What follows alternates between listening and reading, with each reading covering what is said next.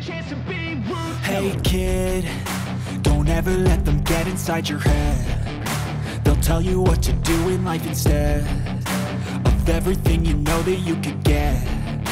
Don't let them guide your life towards regret.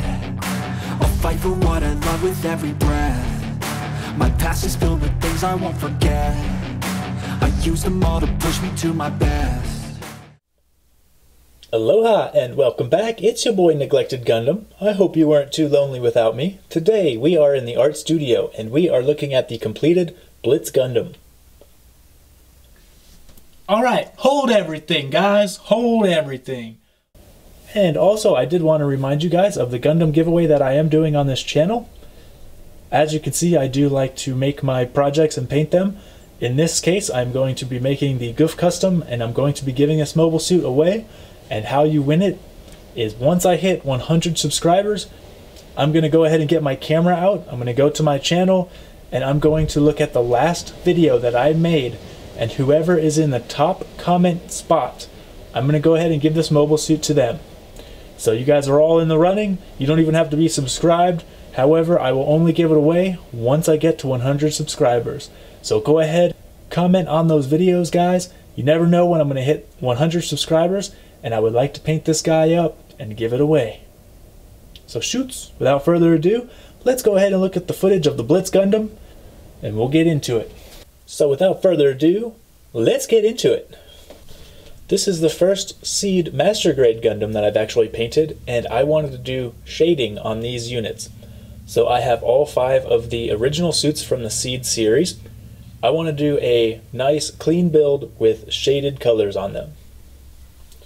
So this guy I wanted to tackle first just because I think his design is so sleek. It's almost like a sports car in my mind, and I really like that.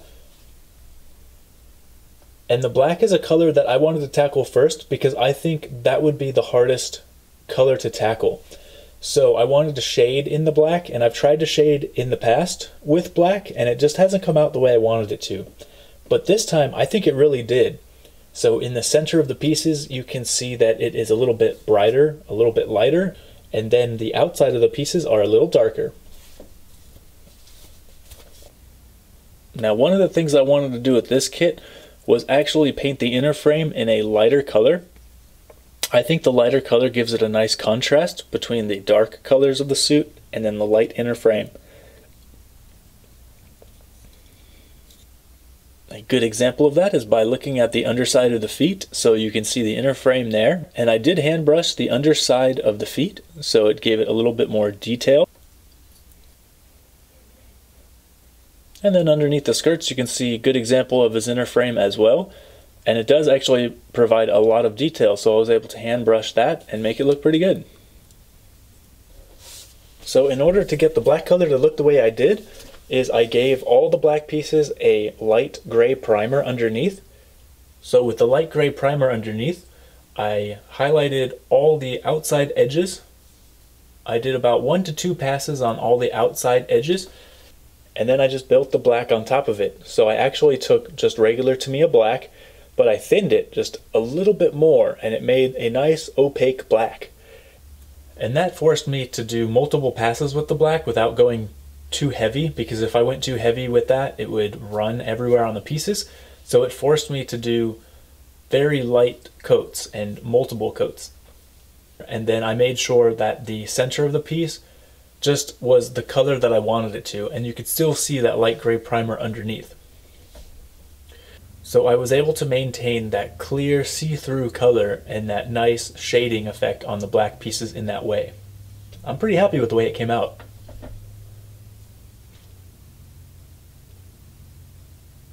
Now with the red pieces, I went ahead and did that same light gray primer, and I believe I went with that same black color and I highlighted with that black color as well.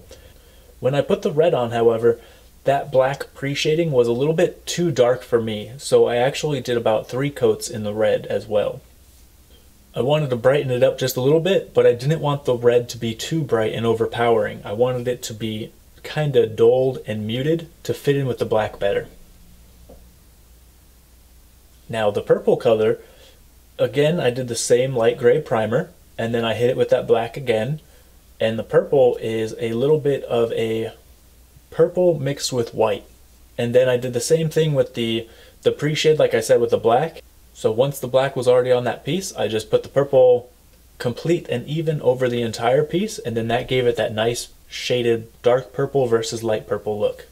And then for the white pieces, I went ahead and did a white primer, and then I did a light gray pre-shade on that, and then just hit the entire piece with that white again, and it made it that really nice white pre-shade color. And then with the yellow, I went with that light gray primer as well. And then I did the black pre-shading on that as well, and then went in with the yellow. And then there are pieces that aren't black, but they're kind of gray, so it's dark gray pieces, and those are the vents for the ankle guards. And I went ahead and did that in a light gray primer, and then I did a dark gray paint for that. And of course that does have the black pre-shading as well. When it comes to his beam sabers, I did try to do two different colors. I initially painted this beam saber. I had a little bit of clear red and also metallic inside, and I think it made the saber a little too red. So I said, you know what, in the show I think it's a little more pink. So what I did was I sprayed clear base with a little metallic color, and he gave it a metallic sheen, but the overall saber didn't change colors and it remained pink. And then for the eyes and the cameras, I went ahead and did a candy coat paint job on those. So the camera in the forehead is going to be a red candy coat, and then the eyes are a blue candy coat as well. Inside the gun cameras, that is the red candy coat. Everything that you see there was sprayed with a chrome silver first, and then the respected clear color. One more color that I did was all the vents. I made a gunmetal color. I thought that was a nice change from the inner frame color that I had, was to put that gunmetal in. It gives it more of a vent feel. A little bit of hand brushing here on the back of the yellow piece inside. I figured, why would the entire piece be yellow? So I put gunmetal there as well. When it comes to the fingers, I normally like to paint fingers an inner frame color. And then he also did have the little tiny circular armor pieces in the middle of the fingers where they bend. So I went ahead and did that in a dark gray color. And I just hand brushed those on. I believe in the show his fingers are black. It's the same color as his armor. However, in his case, I just wanted to make his fingers the inner frame color. And then for his arm mounted grabber, I wanted to go ahead and put a camera on the inside, so I actually did a camera jewel for the inside, so it's kind of like when he fires it, it can be guided by that camera. I put the chrome silver layer first, and then I hand brushed the clear red. Now if I open the cockpit and we shine a light inside, you can actually see Nicole sitting inside the cockpit. I went ahead and painted him as well. And if you know me on my channel, you know that I like to put the painted pilots inside the cockpit. It just adds for more realism in my opinion. So I went ahead and did that. And this cockpit is actually pretty easy to go ahead and fold up.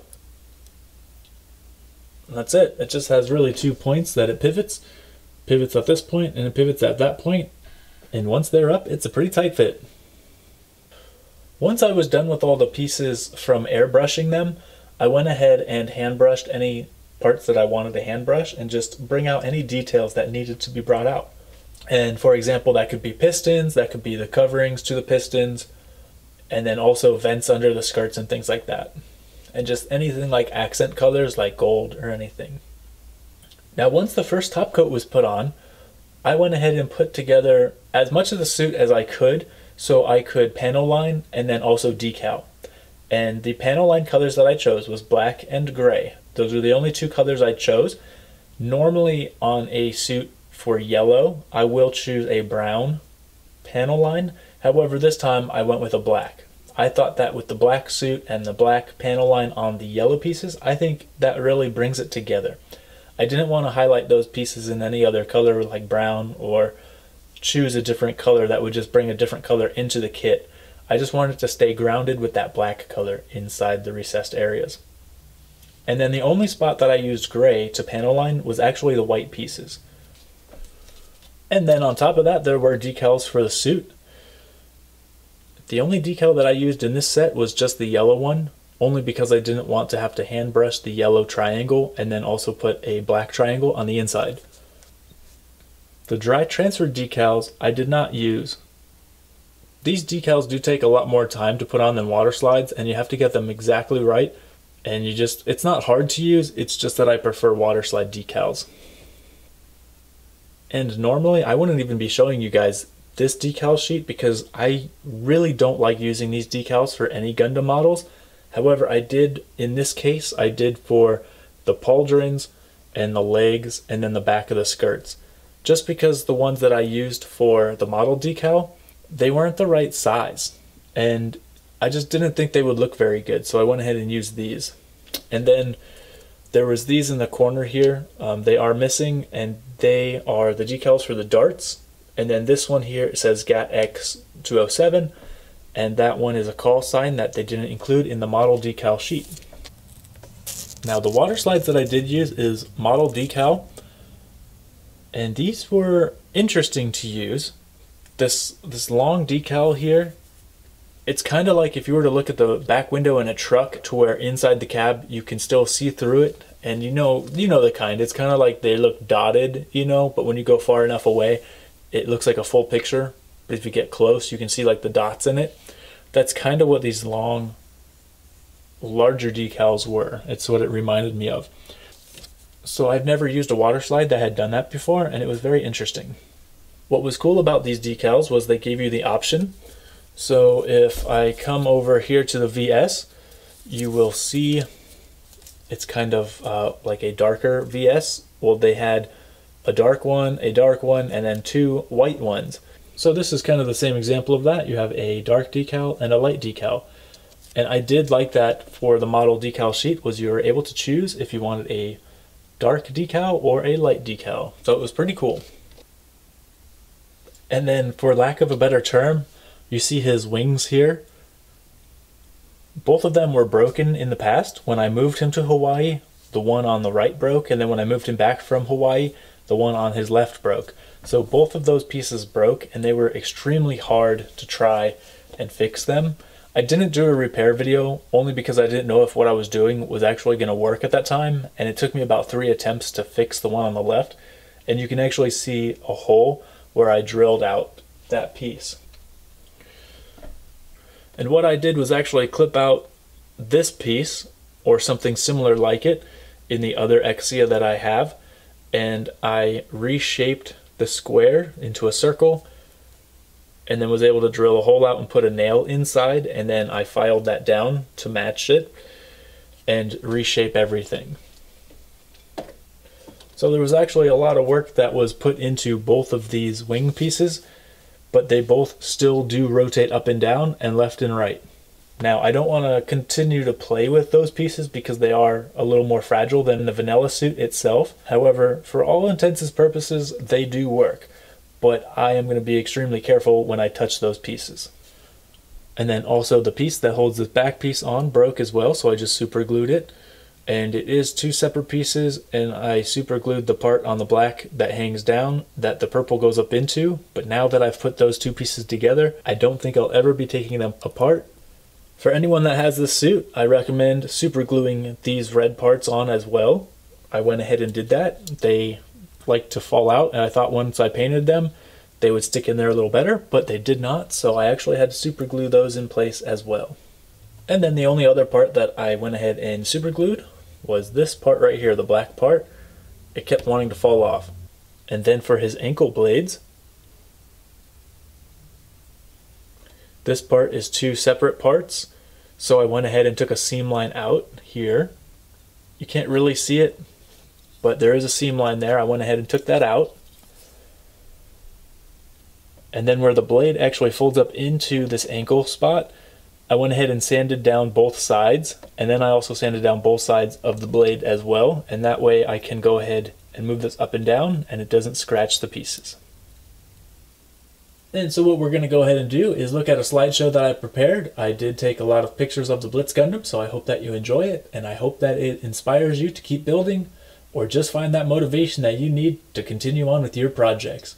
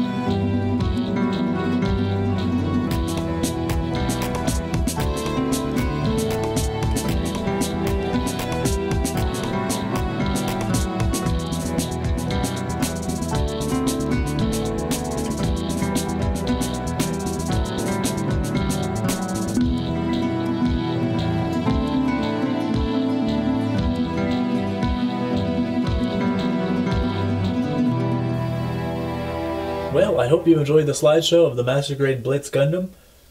I'm really excited to do the other seed projects that I have, and they will probably also be side projects as well alongside my main projects.